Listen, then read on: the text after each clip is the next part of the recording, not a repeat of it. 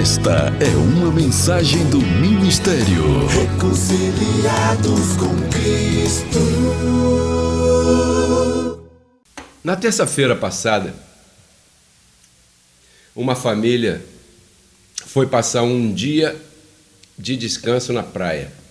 Ele era o Hugo, de 32 anos, ela era a Estela, de 33 anos, e tinha um filho chamado Sol, de 7 meses. E tinham também um cachorrinho. E eles estavam numa praia famosa aqui no Nordeste, no estado do Rio Grande do Norte, né? A Praia de Pipa é uma praia muito conhecida, é um ponto turístico ali muito conhecido. E de repente algo aconteceu e um barranco caiu em cima deles. Eles estavam sentados na areia, tomando sol, desfrutando daquele dia, daquele lazer, daquela paisagem maravilhosa, daqueles dias de sol lindo ali. Para quem conhece Natal, assim como nós conhecemos, você sabe que é um lugar muito bonito, paradisíaco mesmo. E eles estavam na areia, essa família, Estela, Hugo, Sol e o cachorrinho, e de repente despencou um pedaço de um barranco que conhecemos como falésia, que é um pequeno barranco, e caiu em cima deles, soterrando aquela família. Morreram todos, inclusive o cachorro. O bebê, Sol, de 7 meses, quando estavam escavando para tirar os corpos, ainda foi encontrado com vida. Havia uma médica no local, tentou reanimá-lo e trazê-lo de volta à normalidade, mas não foi possível e a criança veio a falecer ali naquele mesmo momento. Quando você vê uma tragédia como essa, você faz perguntas. Talvez você não comente, mas você pensa. E talvez você não só pense, mas você comenta. Você fala, onde estava Deus? Mas o que é isso? Mas como é que pode?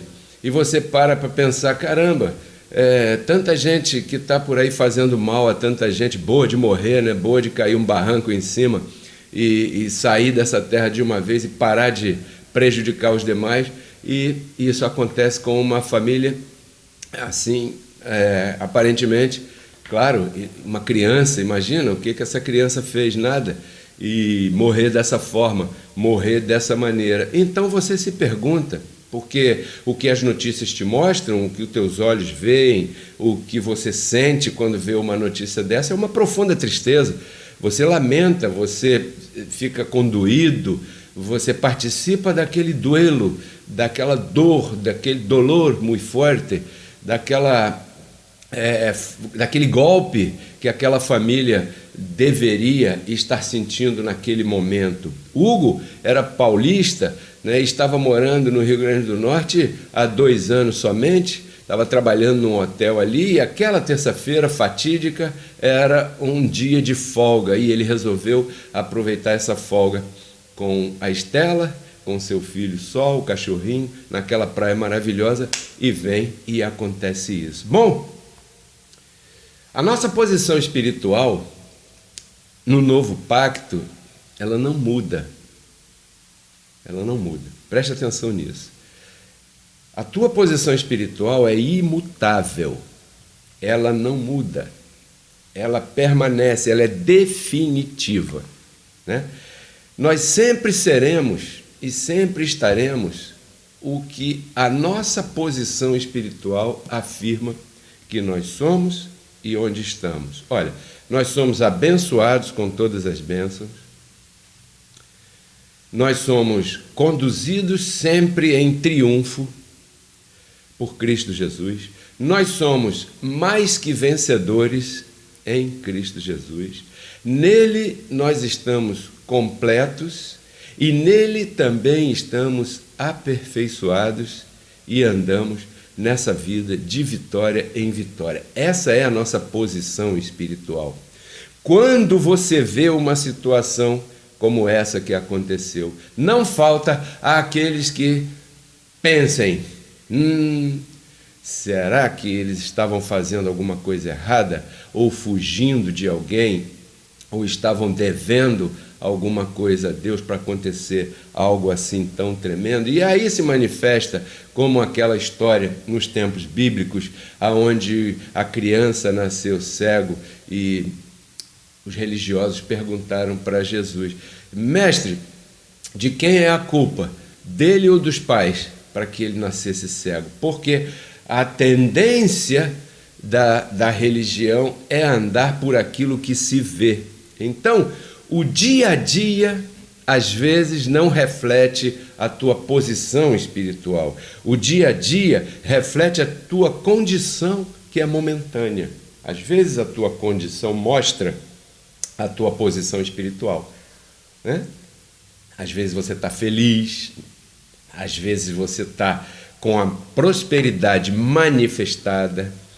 Você entende o que eu estou falando? Saúde, boa família, bons amigos, bom trabalho, bom salário. Isso é prosperidade manifestada, né?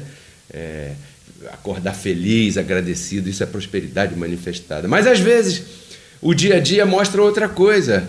Mostra falta de dinheiro, mostra uma desavença familiar, mostra uma enfermidade, mostra um mau vizinho, mostra um amigo que não merece a tua amizade, mostra uma traição, mostra todas essas coisas que você sabe.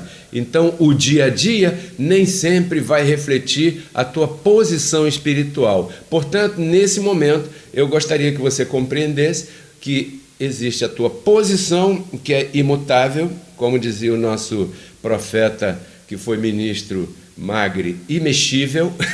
Ele inventou essa palavra e eu nunca mais me esqueci. A tua posição é imutável, mas a tua condição é variável. Ela varia, entende? Então, se você deixa de ouvir essas orientações espirituais que nós fazemos aqui em nosso canal, recordando essas verdades na tua vida, você tem mais chance, né, de se confundir com muita facilidade.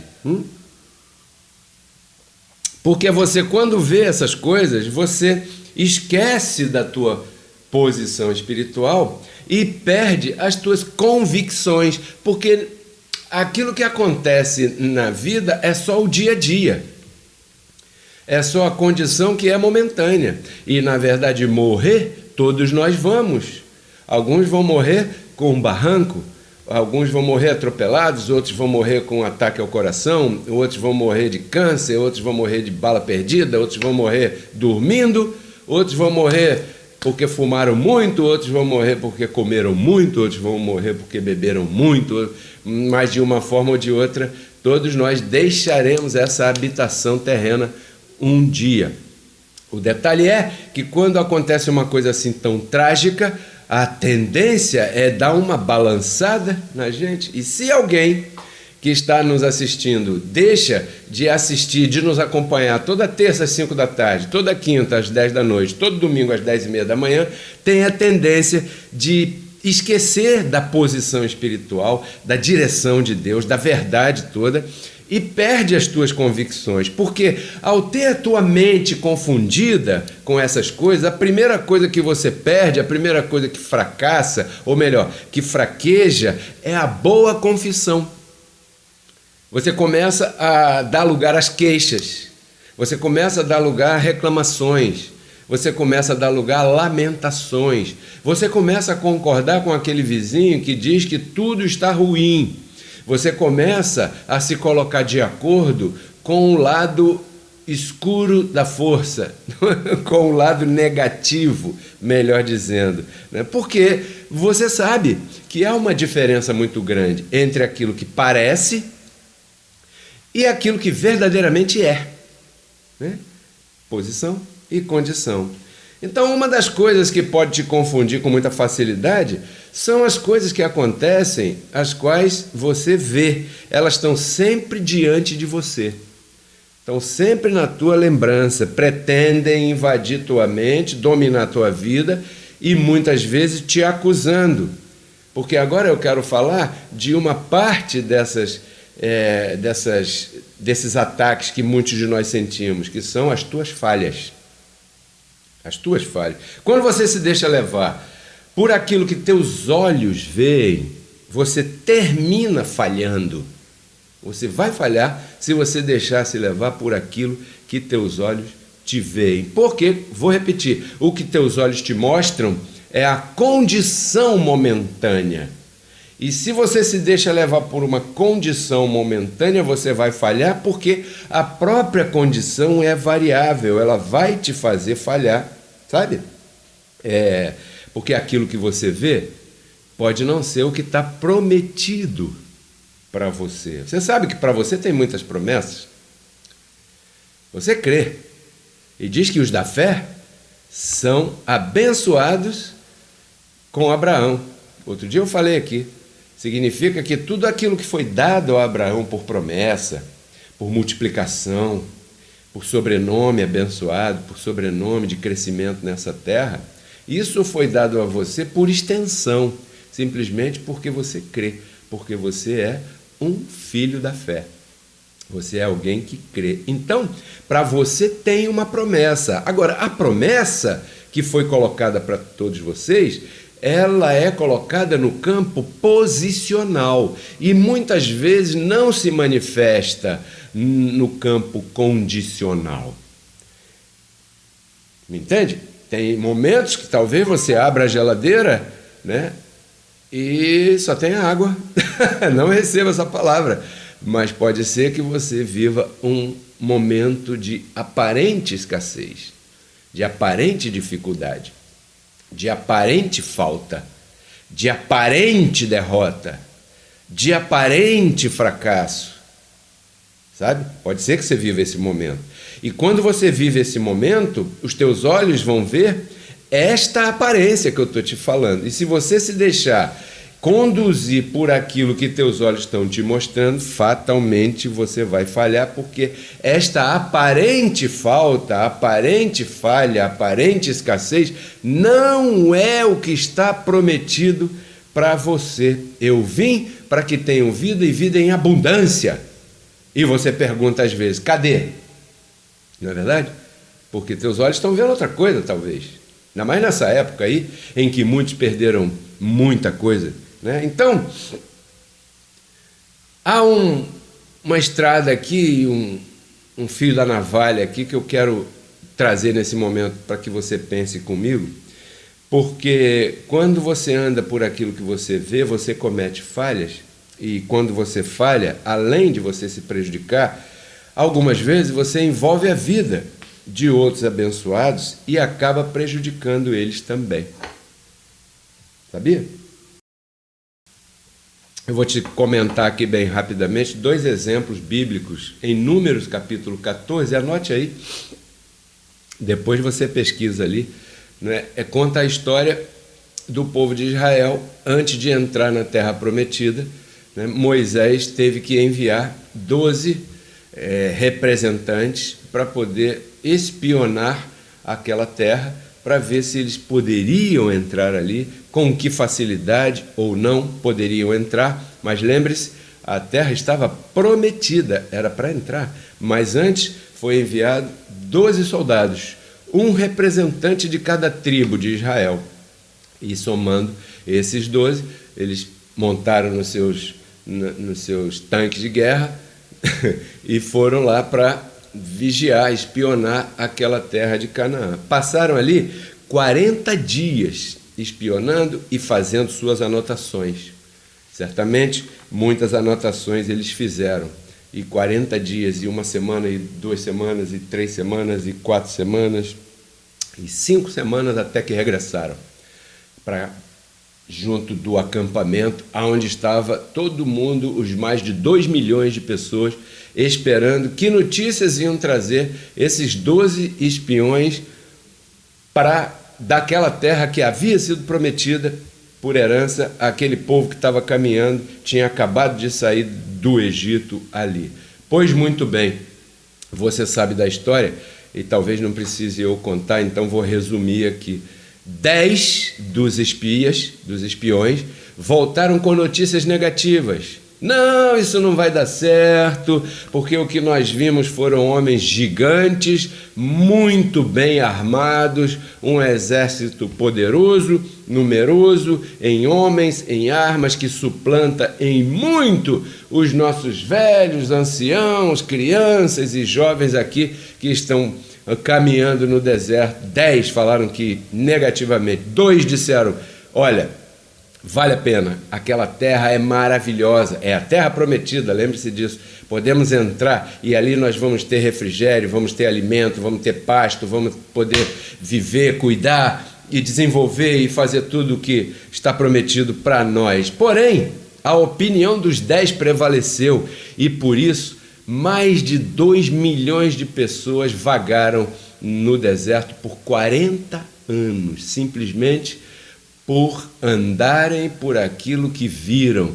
Ou seja, o castigo para eles foi 1 ano por cada dia de espionagem. Foram 40 dias de espionagem, então foram 40 anos circulando no deserto e ninguém daquela geração dos 10 que estavam andando por aquilo que viam, esquecendo do que foi prometido, ninguém dali entraria na terra prometida. Somente Josué e Caleb, daquela geração, entrariam e seus descendentes entrariam ali. Isso está em Números 14, verso 34. Então você vê que a transmissão, que peraí, só um instante.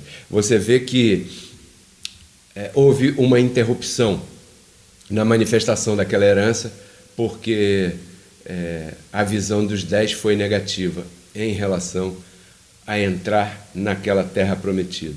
Então, essa decisão acabou prejudicando a vida de 2 milhões de pessoas ou mais. O outro exemplo é Jonas.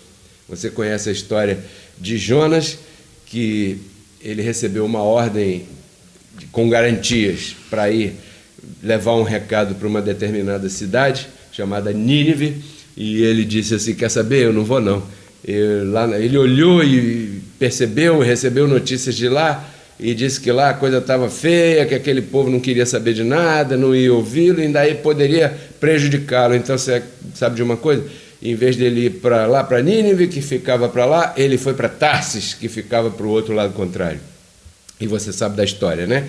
Ele embarcou no navio e depois, numa tempestade, as pessoas perderam suas posses, se assustaram muito, até que ele foi jogado fora do barco e a tempestade passou e o barco se salvou junto com aquelas pessoas. Ou seja, o que eu quero dizer é que a decisão de Jonas sozinho acabou prejudicando a todo mundo naquele navio. Por quê? Porque falhou.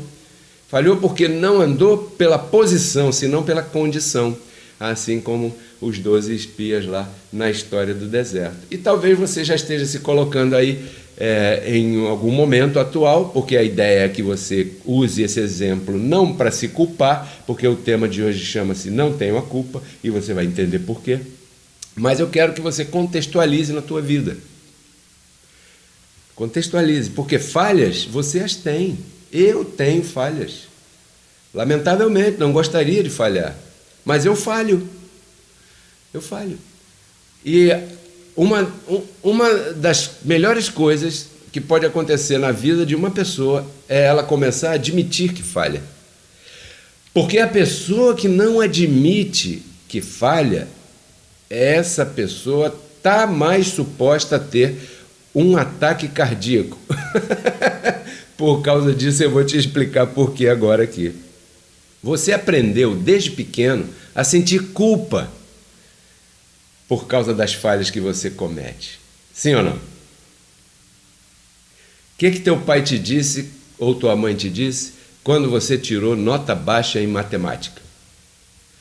A primeira coisa que ele falou para você foi assim: eu te disse, eu te avisei que você ia quebrar a cara, porque você não quis estudar.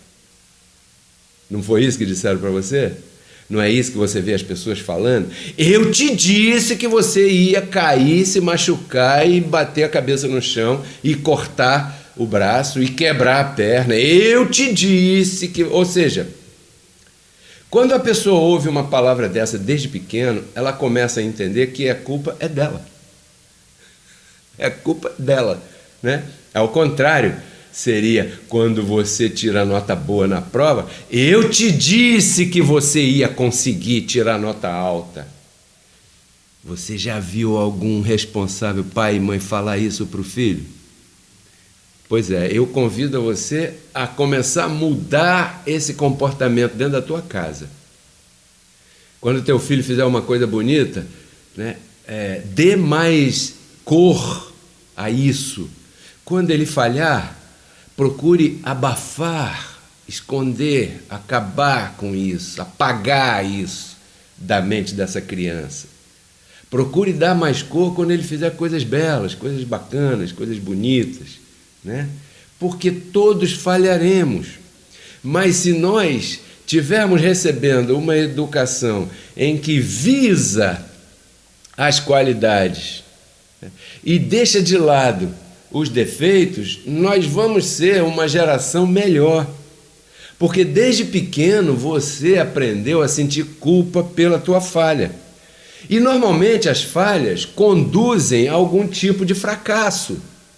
E sinceramente, ninguém se sente feliz quando fracassa em alguma coisa. Por quê? Porque as falhas trazem alguma consequência, sempre.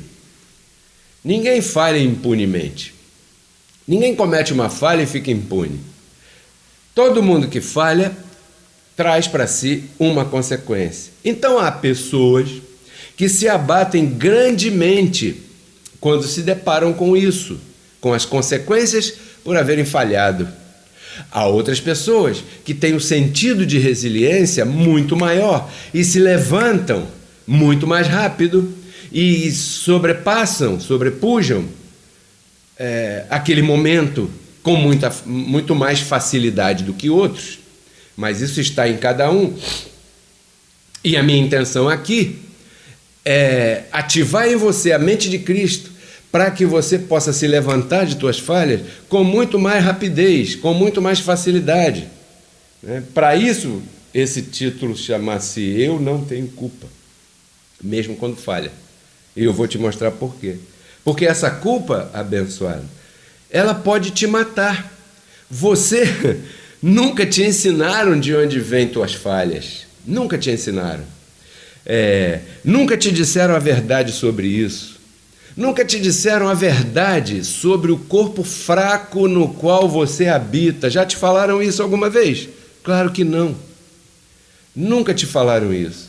Então, quando você não entende que você habita dentro de um corpo que é suscetível a falhas, que está pronto e preparado para errar, para falhar, para desobedecer, e você comete as falhas, as desobediências e os erros, e não sabe dessas coisas que nós estamos compartilhando aqui, você vai se sentir mal, você vai se sentir culpado, e essa culpa pode te destruir. Sabe o que eu chamo a culpa? Eu chamo a culpa de profeta do passado. Você sabe aquele comentarista de futebol que ele comenta depois do jogo? Ele comenta depois do desfile, sabe? Aquele comentarista que comenta depois do fato passado. Aquela pessoa que eu chamo de franco atirador. Por quê? Porque ele está falando de uma coisa que já aconteceu. Ele pode acusar, ele pode tripudiar, ele pode falar que outras pessoas fariam melhor naquela situação. Por quê? Porque o fato já passou. Entende? Por isso que eu chamo a culpa de profeta do passado. Simplesmente porque a culpa trabalha com o se. Põe aspas aí no se. Sublinhe. Põe em negrito. Se. Uma palavra de duas letras. S-E. Se. E o que significa o se? Um passado que não retornará, que não se pode mudar e nem se pode ocultar. Você vai viver com o teu passado eternamente. Então, a culpa é extremamente covarde, porque ela trata com algo que aconteceu na tua vida, que te acusa, mas que você não pode fazer nada para consertar aquilo. Quantas vezes você já disse, puxa vida, se eu pudesse voltar ao tempo, olha o se aí. É porque você está sentindo alguma culpa. Se você exprimiu ou exprime essa expressão, puxa vida, se eu pudesse voltar ao tempo, eu faria diferente. Olha o tempo verbal. Faria. Se, a frase começa se. Acontece que o se não conta, porque você não pode voltar o tempo para fazer de outra maneira. E quer saber de uma coisa? Hoje você tem um determinado nível de maturidade que você não tinha naquela ocasião. Então, você não pode querer voltar para aquela ocasião com esta maturidade de hoje, carregando esta maturidade de hoje. Foi isso que eu vi e louvei a entrevista de um senhor de 85 anos num canal desse da televisão. A repórter perguntou para ele: poxa, com a experiência que o senhor tem hoje, que o senhor faria se tivesse outra vez 25 anos de idade?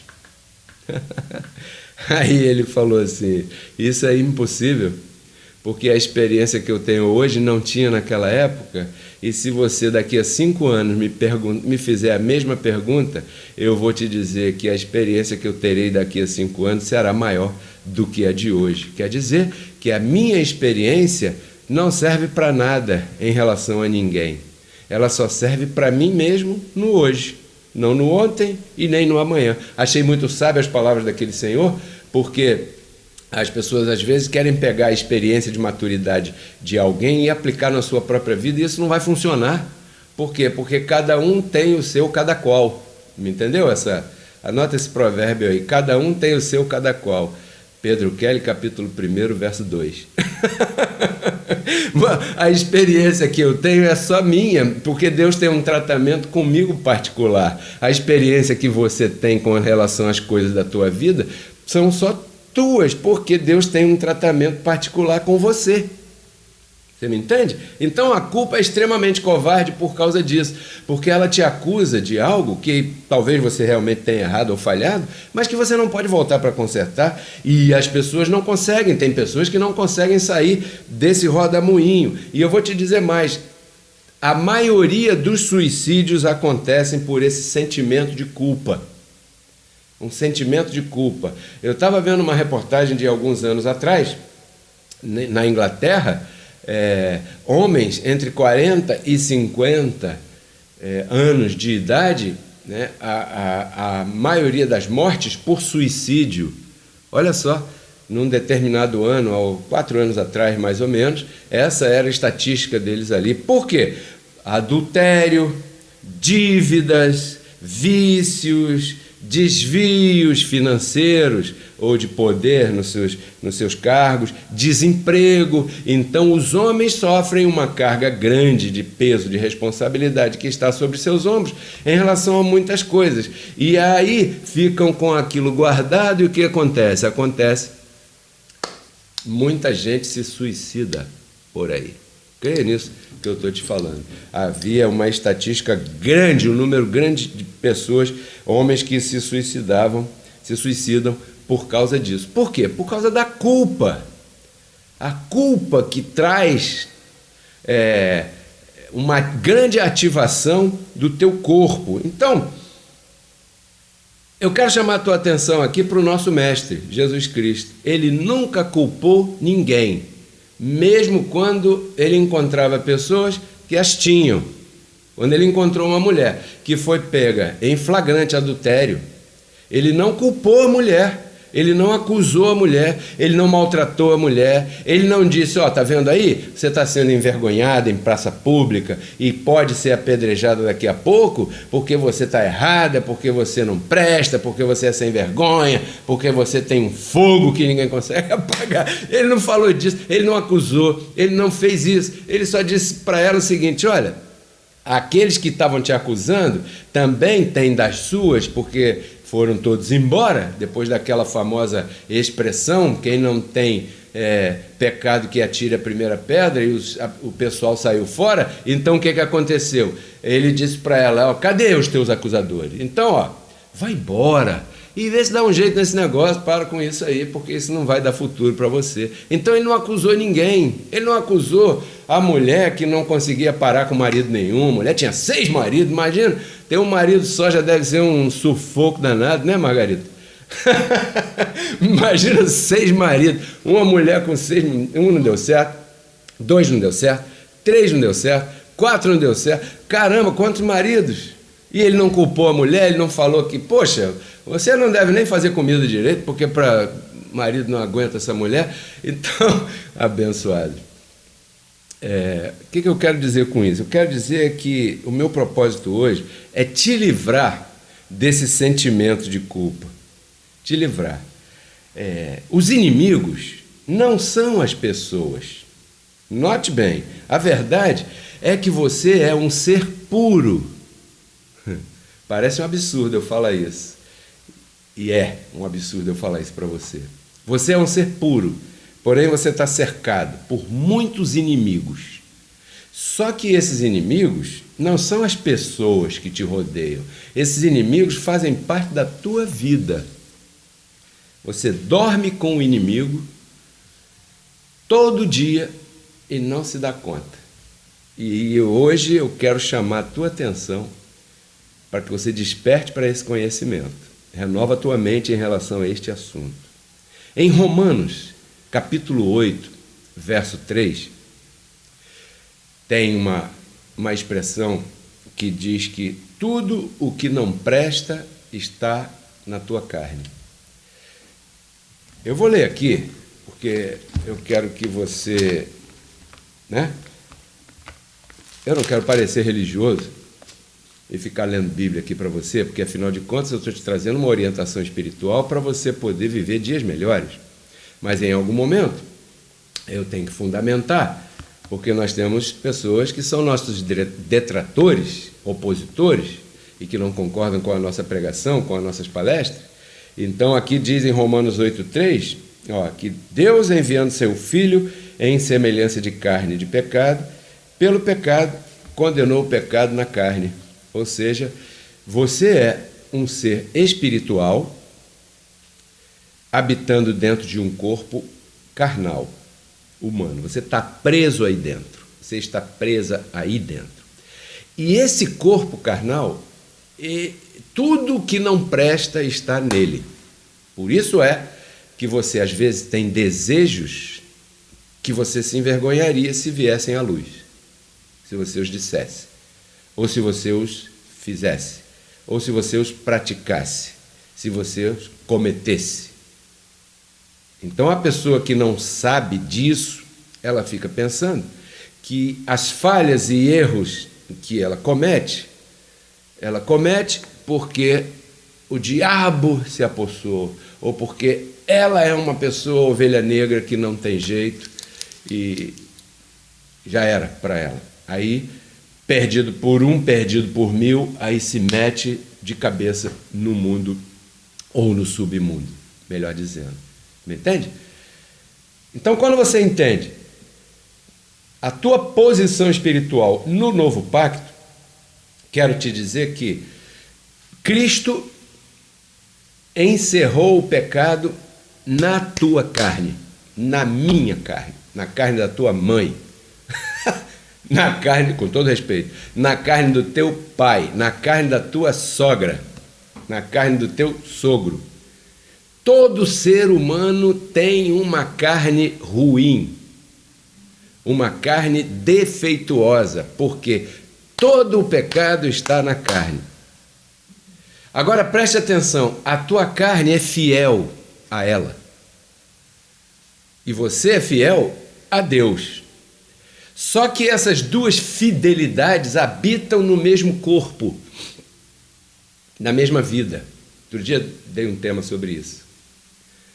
A fidelidade carnal está em você. E a fidelidade divina está em você. Quando quero fazer o bem, porque eu sei o que agrada a Deus, encontro nos meus membros uma outra lei que guerreia contra a lei que está na minha mente. Olha que dilema. Eu quero fazer o correto, mas eu tenho em mim uma força descomunal que me induz às falhas. E depois, como se não bastasse, ainda me faz sentir culpado. Então esse é o papel do teu corpo de carne por causa do que está em Romanos capítulo 8, verso 3. Todo mundo tem isso. Tua esposa tem isso. Tua esposa tem pensamentos ruins. Você tem pensamentos ruins. Todo mundo tem isso. por causa do corpo de carne. Todo mundo que está vestido por um corpo de carne não escapa. Não escapa de ter em si essa força puxando para um outro lado. Então, Romanos 7,17, deixa eu buscar aqui outra escritura bem rapidinho para você anotar aí, com base, né? Romanos 7,17, porque isso que eu estou falando você não vai encontrar em lugar nenhum. Desculpem a falta de modéstia, mas é verdade. O que eu ensino e o que eu prego, só eu, pela misericórdia de Deus. Isso não é meu também. Eu fui iluminado. Agora, o que você encontra aqui é só aqui.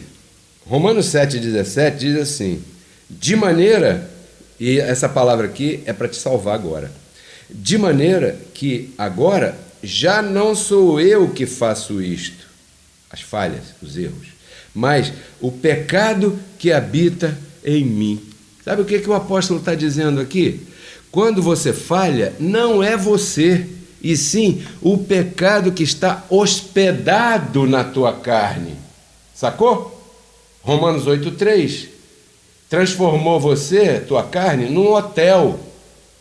Um hotel com 19 andares e mais. Que 19 andares? Vou te mostrar aqui. Tua carne é um hotel com 19 hóspedes, pelo menos. Ó. Gálatas 5,19. As obras da carne. Olha aqui. Prostituição está na tua carne. Na minha também. Impureza está na tua carne, na minha também. Lascívia, ambas. Idolatria, feitiçaria, inimizade, porfia, iras, pelejas, e você lê o resto depois. Tudo isso são hóspedes eternos, forever, guest forever. 19, e Paulo diz, e coisas semelhantes a esta, ou seja, não são só essas coisas não. A tua carne tem estas coisas e mais. Quem colocou? Romanos capítulo 8, verso 3, você já leu. Cristo colocou tudo de ruim na tua carne, por isso que ela envelhece e morre. Por isso que você tem que sair daí. Porque você não combina com ela. Entende? Para Deus habitar em você, teve que haver uma circuncisão, entenda-se, separação entre você e a carne, para que você agora pudesse não perder a salvação espiritual. Por isso é que você não pode perder a salvação espiritual, porque aquilo que tua carne faz fica por aqui. Não atinge o espírito. Agora, aquilo que o espírito faz, aí sim, atinge a carne e pode controlá-la. Por isso que a minha palestra é para o espírito. A minha palestra não é para você mudar a tua roupa, não é para você escutar uma música gospel, não é para você comer comida evangélica. A minha palestra é para alcançar a tua mente, para renovar a tua mente.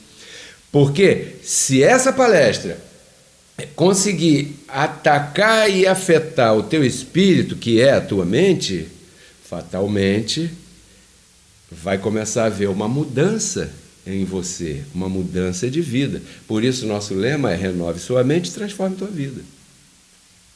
Mas se você não renovar a mente, não adianta.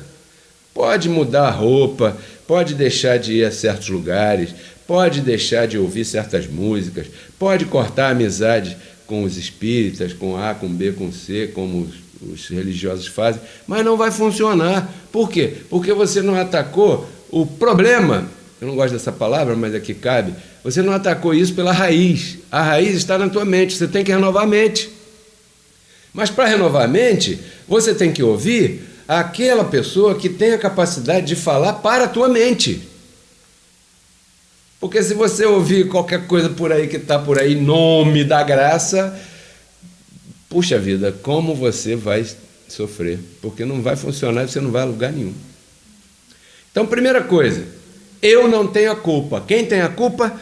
Romanos 7,17. Eu não. O pecado que mora em mim é que faz essas coisas. Então, quando você falha, não é você, é o pecado que mora na tua carne. É o erro que está embutido na tua carne. Não tenha medo de admitir isso, abençoado. O evangelho é para te cobrir, é para te desculpar, é para te proteger, é para te consolar, para tirar de você a culpa, para te colocar em novidade de vida. É para isso que é o evangelho. O evangelho não é para te acusar, não. Você não tem culpa. Foi você que pediu para entrar nesse corpo aí? Você pediu para nascer? Todo adolescente fala isso, né? Eu já fui adolescente, já falei isso também. Me lembro porque eu fui adolescente há muito pouco tempo, há uns 10 anos atrás, então ainda me lembro. Ainda me lembro. Eu me aborrecia com meus pais. Eu não pedi para nascer. Você já falou isso também, certamente, né? Então foi você que entrou dentro desse corpo que você quis? Você escolheu isso? Você escolheu a família que você nasceu? Você escolheu o país que você nasceu? Você escolheu o sobrenome que você tem? Você não escolheu nada, abençoado. Você não tem culpa de nada. Adão foi culpado sozinho. Representou você. A Cristo foi o responsável sozinho por consertar isso. Representou você. Então, ó, eu não tenho nada a ver com aquilo que Adão fez e que Cristo fez. Eu estou aqui como mais que vencedor. Quem lutou a luta não fui eu, foi Cristo. Ele só me deu a vitória. Eu costumo comparar isso com a esposa de um lutador, né? A esposa do aquele que perdeu outro dia aí de novo, se despedindo do MMA, né? Ele luta, leva um monte de porrada, pá, sai todo sangrando com a cara inchada assim. Mas no dia seguinte a esposa dele está lá no shopping, ou então está lá na clínica de estética, só gastando o dinheiro que ele ganhou na luta. E assim é a igreja, assim é você. Cristo lutou e ganhou, e deu para você essa herança. E muita gente está deixando de usar a herança por não conhecer essas verdades que renovam as mentes de todos, né? De todos nós. Então, as promessas de Deus foram feitas para você. Lá no passado, tudo apontava para a cruz, para a ressurreição de Cristo. Cristo veio, ressuscitou e te deu essa herança. E agora eu estou aqui te explicando que você tem essa herança. Em Gálatas 3,9 diz que os da fé são abençoados com o crente Abraão. É isso que você é, um abençoado. Creia nisso. Creia. Olha aí, posição e condição. Você agora está me questionando. Pô, como é que eu vou crer numa coisa dessa se eu perdi o emprego para a Covid? Como é que eu vou crer numa coisa dessa se minha mulher foi embora com outro? Como é que eu vou crer numa coisa dessa se meus filhos estão vivendo o maior inferno nesse submundo que existe aí nessa terra chamado vícios? Isso é condição. Isso vai passar. Pense nisso. Você continua sendo. Não, você não depende da situação para ser um abençoado, porque isso é espiritual. Você é. A partir do momento que você renova a tua mente com essa verdade e começa a falar, e começa a conceituar, e começa a chamar à existência essas coisas na tua vida, tudo isso começa a criar em torno de você um ambiente saudável. Qualquer hora nós vamos falar sobre o ambiente. O ambiente afeta muito a vida de todos nós. Então creia nessas promessas, mesmo que elas estejam demorando um pouco mais. Creia nas promessas, mesmo que momentaneamente você esteja vendo uma coisa diferente daquilo que foi prometido. Imagina Abraão. Deus falou para ele que ele seria pai de uma nação gigantesca e o sujeito tinha mais de 90 anos. Você tem um avô vivo, um velho homem, um homem com 90 anos. Quando os homens chegam a 90 anos, que é raro, né? Normalmente os homens morrem antes que as mulheres, né? Eu espero ser uma exceção desse caso, né? Mas você já viu um senhor de 90 anos?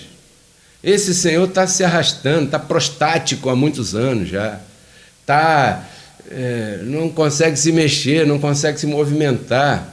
Quando a Bíblia fala que Abraão já era amortecido, é uma palavra para substituir, por causa da religiosidade da tradução, para substituir a funcionalidade sexual de Abraão.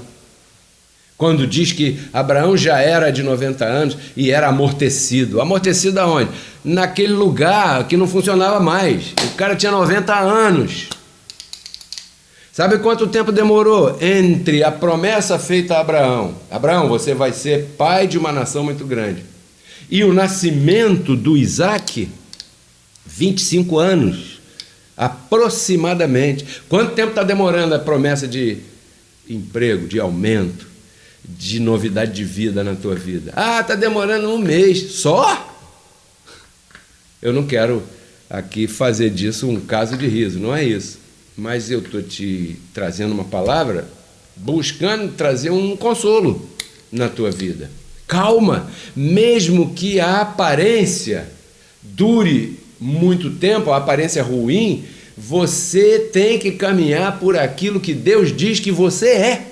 E Abraão vacilou. E quando você vacilar e falhar, não se envergonhe disso. Abraão vacilou, Abraão falou assim, caramba, isso está demorando muito, eu já estou com mais de 90 e a minha esposa não me atrai mais, né? Sara tinha que engravidar. Imagina. Aí ele buscou a empregada no meio do caminho, dentro aí nesse espaço dos 25 anos. Então, ele falhou também. Davi falhou. Moisés matou.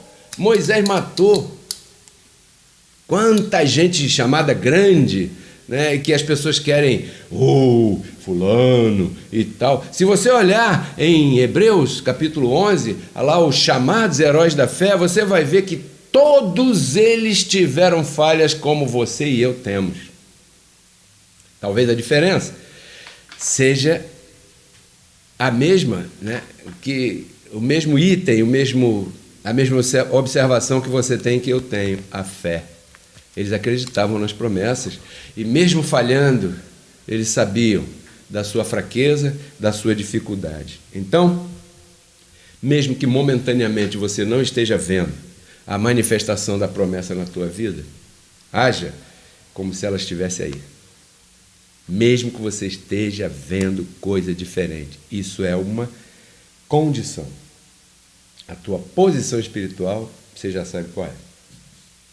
Mais que vencedor, abençoado, prosperado em tudo, salvo, conduzido em triunfo, completo em Cristo. É isso aí, abençoado. Essa era a palavra que Deus colocou no meu coração. Essa foi a palavra que Deus colocou no meu coração para compartilhar com todos os nossos assistentes, seus filhos, no dia de hoje. Espero que você tenha desfrutado até aqui e põe em prática, né? Essa é a ideia. Então agora eu quero finalizar passando por um minutinho de agradecimentos. Quero mandar um abraço aqui ao meu amigo Leopoldo, sua esposa Maria Eugênia, estão reinando em vida, e manda um abraço para todo mundo aí, aqui pelas nossas mídias. Eu agradeço aos colaboradores. Se você deseja fazer parte desse grupo de colaboradores que colabora comigo aqui no Ministério Reconciliados com Cristo, você precisa fazer duas coisas. A primeira delas é semear aqui. Aparte um pouco daquilo que Deus te dá e semeie aqui. Nós temos conta na Caixa Econômica Federal, no Banco Itaú, no Banco PagSeguro, no Mercado Pago, pela internet. E a segunda coisa que é preciso fazer para ser um colaborador aqui é compartilhar os nossos links. Você deve entrar nas nossas páginas, se inscrever. Muito agradecido a todos que estão inscritos. Essa semana nós batemos a marca de 2.000 inscritos no YouTube, Pedro Kelly RCC. Então eu peço a todos vocês que ainda não são inscritos, que se inscrevam ali, né, e ativem o sininho para você poder receber as comunicações quando nós entrarmos no ar. Então, muito obrigado. Eu incentivo a você, que ainda não faz parte desse grande grupo de semeadores aqui no nosso ministério, eu te convido a semear neste bom terreno aqui. Aliás, está escrito em Gálatas capítulo 6, que você deve compartilhar dos teus bens com aquele que te ensina a palavra. Por favor, eu te convido a que você faça isso e experimente o retorno angelical que vai ter na tua vida. Porque as minhas palestras, elas são como aquela semente lá da história da parábola do semeador. Diz que o semeador saiu a semear, né, e uma parte da sua semente caiu num bom terreno. Então as minhas palestras são esta semente.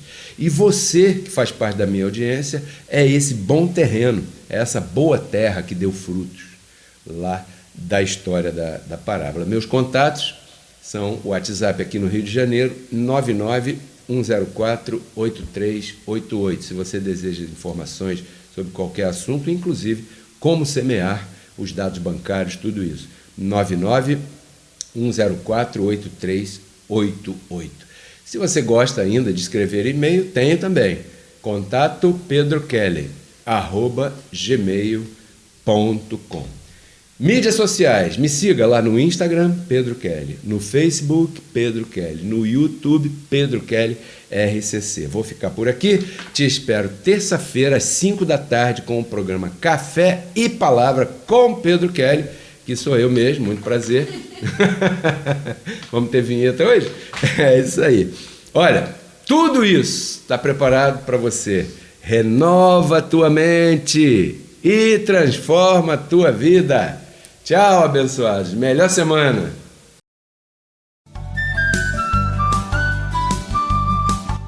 Porque Cristo na cruz não transformou a nossa carne, né?